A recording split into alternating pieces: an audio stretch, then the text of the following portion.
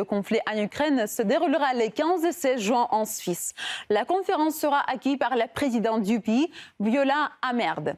Le pays, dont la neutralité était un des principes de base de sa politique extérieure, a invité à ce sommet plus de 160 délégations, y compris des pays membres du G7, du G20 et des BRICS, mais seulement un peu plus de la moitié a confirmé sa participation. Toutefois, la plupart d'entre eux seront représentés par des fonctionnaires de rang inférieur. Mais dès le début, une chose ne va pas avec cette conférence. La Russie n'y a même pas été invitée, ce qui, à vrai dire, n'a pas surpris les autorités russes.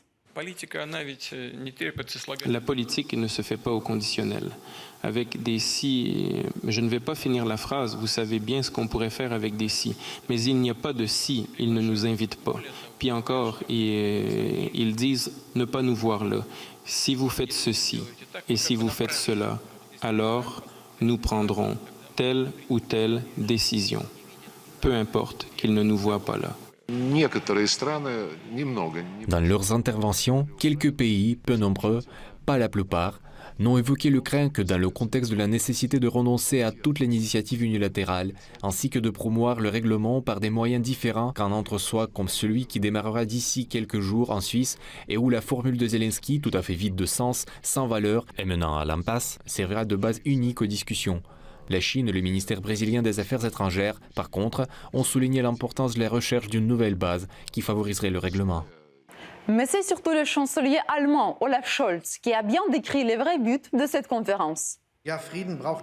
La paix exige également de la diplomatie, de petits pas laborieux. C'est pourquoi à la fin de la semaine prochaine, je me rendrai en Suisse pour le sommet sur la paix en Ukraine. Il n'y aura pas encore de négociations de paix. Nous en sommes encore loin, tant que la Russie croit pouvoir atteindre ses objectifs sur le champ de bataille, mais je continuerai à travailler comme je l'ai fait auparavant pour engager des pays du monde entier. Les plus hauts niveaux du pouvoir dans un certain nombre de pays, y compris les partenaires de Kiev, ont refusé de participer au sommet, initialement annoncé comme un événement visant à trouver un moyen de résoudre le conflit en Ukraine. De plus, la conférence était spécialement programmée après la réunion du G7 en Italie prévue du 13 au 15 juin. Cependant, même une telle coïncidence de circonstances a laissé les politiciens indifférents au plan de Zelensky. Le 10 juin, on a appris que le Cambodge refusait de participer à la conférence. Le président du Sénat, Hun Sen, a déclaré que le sommet ne serait pas un succès car il n'y aurait pas de représentants russes. Auparavant, des décisions similaires avaient été prises par les autorités du Mexique, du Nicaragua, de l'Arabie saoudite, sur laquelle d'ailleurs Kiev comptait, et de la Chine.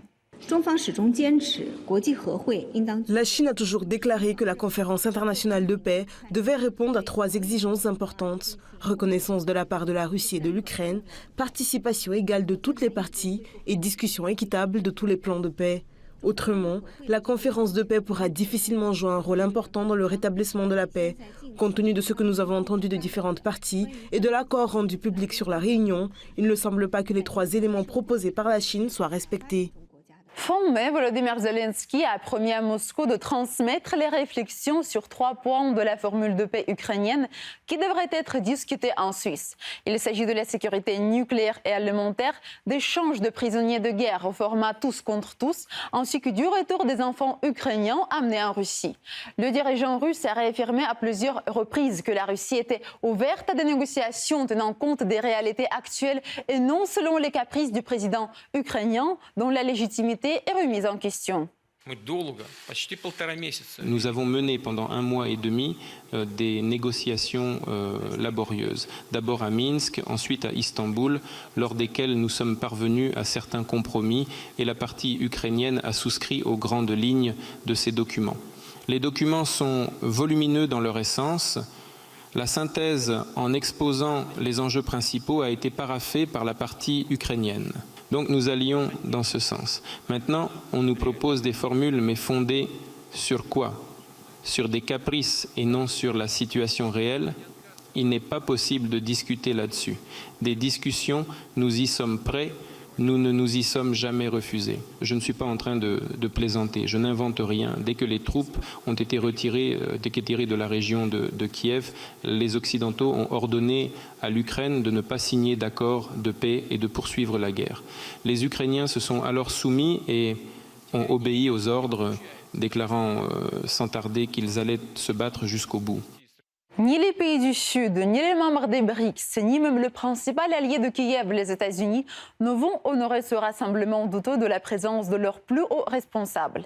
Le secrétaire général de l'ONU, Antonio Guterres, ne viendra pas non plus. De plus, les raisons de telles démarches sont tout à fait logiques et compréhensibles pour tout le monde. Sans la présence de la Russie en tant que partie au conflit, le sommet n'a tout simplement aucun sens.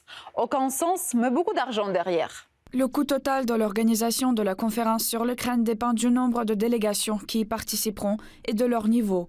Ces paramètres ne sont pas encore définitifs, donc il est impossible de donner les coûts exacts. À ce jour, nous nous attendons à un plafond de coût de 10 à 15 millions de francs, dont 10 millions pour assurer la sécurité intérieure. Mais Volodymyr Zelensky n'a pas vraiment besoin d'écouter Moscou. Il a besoin de spéculer sur l'opération militaire spéciale, demander encore plus d'argent et d'armes et de tenter de rendre un peu de légitimité à sa présidence. Les niveaux supérieurs du pouvoir le comprennent et c'est pour cette raison que le sommet à venir devient